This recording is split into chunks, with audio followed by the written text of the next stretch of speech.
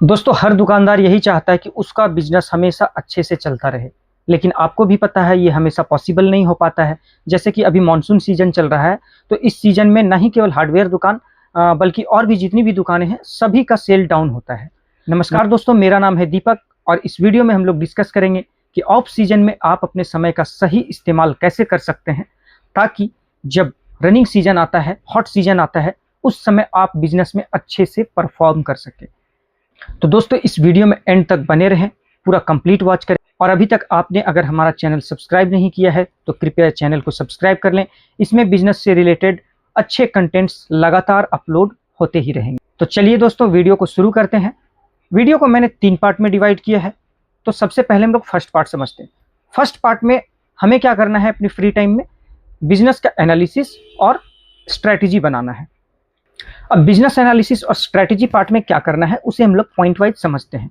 सबसे पहला point, review करना है आपको अपने पास्ट का परफॉर्मेंस। अभी सेशन चल रहा है 25-26 का, पुराना सेशन था 24-25 का, 1 अप्रैल 2024 से 31 मार्च 2025 तक का।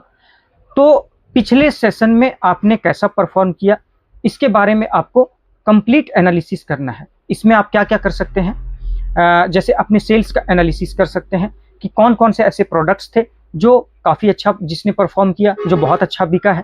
कौन से ऐसे प्रोडक्ट्स हैं जो बहुत स्लो बिका है, बहुत कम बिका है। कौन से ऐसे प्रोडक्ट्स हैं जो डेड स्टॉक में जाता जा रहा है, नहीं बिक रहा है, बिल्कुल भी नहीं बिक रहा है। तो आप अपने सेल्स का परफॉर्मेंस कैलकुलेट कर सकते हैं। दूसरा पॉइंट है, आप अपने बिजनेस का एक्सपेंस कैलकुलेट करें। पिछले सेशन में किस चीज़ में आपका सबसे ज़्यादा एक्सपेंस हुआ है, किस चीज़ में आपने सबसे ज़्यादा पैसे खर्च किए हैं। और जैसे मान लीजिए आपका ट्रांसपोर्ट से अगर मटेरियल आता है तो ट्रांसपोर्ट में आपने कितना पैसा खर्च किया है, स्टाफ को पेमेंट करने में कितना पैसा खर्च किया है, आपने अगर बिजनेस से रिलेटेड ट्रैवल किया है तो उसके ऊपर कितना एक्सपेंस किया है। यानी कि ओवरऑल टोटल एक्सपेंस आपको कैलकुलेट करना है, कितना आपने एक्सपेंस किया है।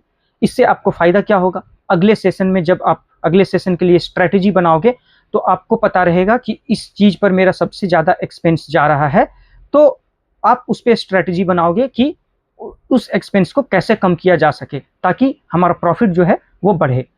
तो दूसरा पॉइंट था, एक्सपेंस आपको कैलकुलेट करना है। तीसरा पॉइंट है दोस्तों, कॉम्पिटिटर्स का एनालिसिस करना। कॉम्पिटिटर्स एनालिसिस में आपको क्या करना है, आपके आसपास में जो भी दुकानें हैं, उन्होंने कौन कौन से प्रोडक्ट्स नया ऐड किया है अपने काउंटर में, वो क्या स्ट्रैटेजी यूज कर रहे हैं कस्टमर को एक्वायर करने के लिए। प्लम्बर, मिस्त्री, पेंटर, कॉन्ट्रैक्टर, इन लोगों को वो क्या ऑफर्स दे रहे हैं, क्या स्कीम दे रहे हैं, कितने तक का कमीशन दे रहे हैं। तो ये पूरा कॉम्पिटिटर्स का एनालिसिस करना है आपको। चौथा पॉइंट है, आप गैप आइडेंटिफाई करें मार्केट में और अपॉर्चुनिटी देखें कि कहाँ अच्छा अपॉर्चुनिटी है, उन चीज़ों पर आप काम करें। जैसे मैं इसे एक एग्जाम्पल से आपको समझाता हूँ। मेरे मार्केट में पॉलिश का जो प्रोडक्ट होता है ना, वो हर काउंटर में नहीं बिकता है। तो अगर मैंने आइडेंटिफाई कर लिया ये गैप कि पॉलिश के प्रोडक्ट्स के लिए कस्टमर, पेंटर, ये दुकान दुकान घूमता फिरता है, लेकिन उसे एक ही दुकान पर सारा प्रोडक्ट कहीं भी नहीं मिल पाता है, तो ये एक गैप है मार्केट में। इस गैप को आप फिल कर सकते हैं। ये इन चीज़ों को आप अपने फ्री टाइम में आइडेंटिफाई करें, इस गैप को आप फिल कर सकते हैं। तो आप फ्री टाइम में सप्लायर ढूंढें कि पॉलिश का प्रोडक्ट आपको अच्छे रेट पर और अच्छे क्वालिटी का कहाँ से मिलेगा, आप अपने काउंटर पर लाएं। रनिंग सीजन में आपके पास पेंटर ढूंढता चला आएगा, क्योंकि मार्केट में और भी अलग अलग दुकानों में हर दुकान पर ये चीज़ अवेलेबल नहीं है, तो आपके पास आएगा। आपके पास मौका है अच्छा मार्जिन रख करके बेचने का। तो ये इस तरह से आप मार्केट में गैप आइडेंटिफाई करें और इसे अपॉर्चुनिटी में बदलें। अब दोस्तों, ये आपका पास्ट का, पिछले साल का पूरा कंप्लीट रिव्यू करने के बाद, पूरा एनालिसिस करने के बाद आपको क्या करना है, आपको स्ट्रेटजी बनाना है कि आने वाले कुछ मंथ्स में मुझे अपने बिजनेस में किन प्रोडक्ट्स को ऐड करना है।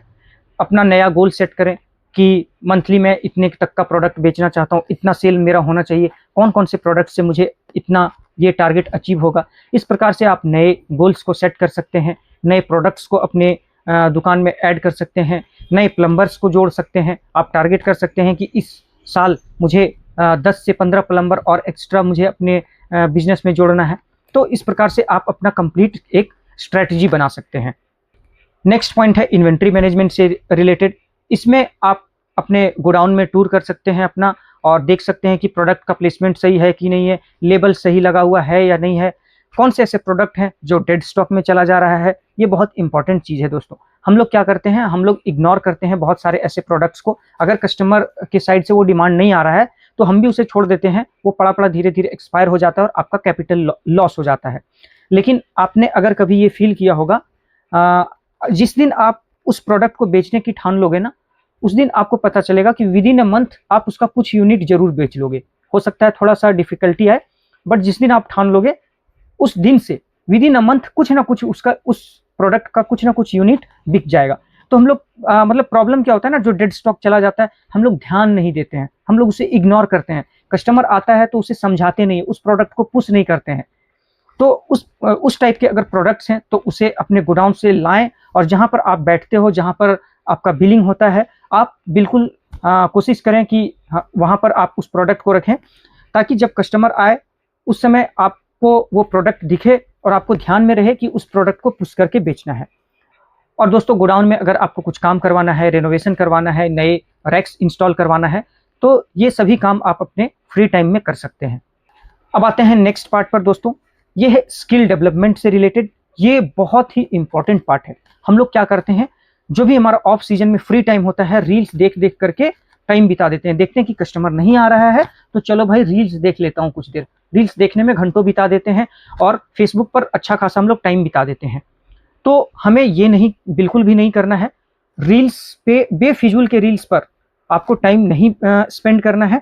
आपको अपने स्किल डेवलपमेंट पर फोकस करना है। स्किल डेवलपमेंट में आप क्या कर सकते हैं, आप अच्छी अच्छी किताबें पढ़ सकते हैं।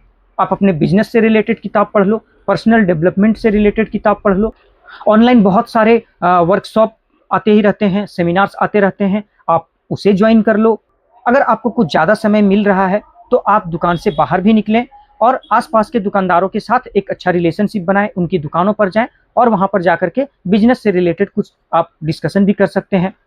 ओवरऑल कहने का मतलब ये है कि आपको अपने स्किल डेवलपमेंट पे ध्यान देना है। आपको वही करना है जिससे आप कुछ नया सीखें। आपको बेफिजूल का समय बर्बाद नहीं करना है। दोस्तों, अगर आपके दुकान पर 4 से 5 स्टाफ अगर काम कर रहे हैं तो आप उनके ट्रेनिंग पर भी फोकस कर सकते हैं। उन्हें नए नए स्किल्स के बारे में जानकारी दे सकते हैं, सिखा सकते हैं। और अगर कोई नया प्रोडक्ट आप ऐड कर रहे हैं तो उन प्रोडक्ट्स के जो भी टेक्निकल स्पेसिफिकेशन है उन चीज़ों के बारे में डिस्कस कर सकते हैं। आई होप कि इस सीजन आप स्किल डेवलपमेंट पर अच्छे से फोकस करेंगे। तो अब वीडियो के नेक्स्ट पार्ट की ओर बढ़ते हैं। थर्ड पार्ट है मार्केटिंग। हमें अपने शॉप का अच्छे से मार्केटिंग करना है। इसके लिए हम क्या कर सकते हैं, फ्री टाइम में आप जो भी आपका दुकान का ब्रांडिंग है, हमारी दुकान के सामने जो पोस्टर लगा होता है, उन चीज़ों को आप फ्रेश कर सकते हैं। दोबारा से आप उसे रीस्ट्रक्चर कर सकते हैं। अगर पोस्टर या बैनर पुराना हो गया तो उसे हटाएं और दोबारा नया इंस्टॉल करवाएं। आई होप कि इस सीजन आप स्किल डेवलपमेंट पर अच्छे से फोकस करेंगे। अब आते हैं नेक्स्ट पार्ट की ओर। नेक्स्ट पार्ट है मार्केटिंग। इसमें हमें क्या करना है, ऑफ सीजन में जब हमें अपना अच्छा टाइम मिले, फ्री टाइम मिले, तो हमें अपने दुकान का जो ब्रांडिंग होता है उस पर फोकस करना है। दुकान में जो भी पोस्टर पुराना हो गया है उसे हटाना है, नए पोस्टर इंस्टॉल करवाना है। कोशिश करें कि आपकी दुकान का जो पोस्टर है, बैनर है, वो आते जाते लोगों को अच्छे से विजिबल हो। विजिबिलिटी बहुत ज़रूरी है। अगर विजिबल नहीं होगा तो पोस्टर का कोई मतलब नहीं है। इसीलिए पोस्टर अच्छे से लगाएं और ऑर्गेनाइज्ड तरीके में लगाएं। ये नहीं कि एक पोस्टर यहाँ लटका दिया, दूसरा पोस्टर यहाँ लटका दिया, तीसरा पोस्टर यहाँ लटका दिया, सब टेढ़ा मेढ़ा दिख रहा है। दुकान में पोस्टर आप बहुत अच्छे से लगवा। मान लो आप एंकर का काम कर रहे हो तो एंकर ने आपको कोई फ्लेक्स दिया होगा, कोई लाइट बोर्ड दिया होगा, तो उन चीज़ों का सही से प्लेसमेंट करें। ऐसा ना करें कि जहाँ खाली जगह दिख रहा है बस वहाँ चिपकाते ही जाओ और दुकान ऐसा उल्टा पुल्टा सा दिखे, जब सामने से कोई कस्टमर देखे तो उसे समझ ही नहीं आए कि कौन सा क्या ब्रांड है, सब एकदम मैसअप बिल्कुल सा दिखे।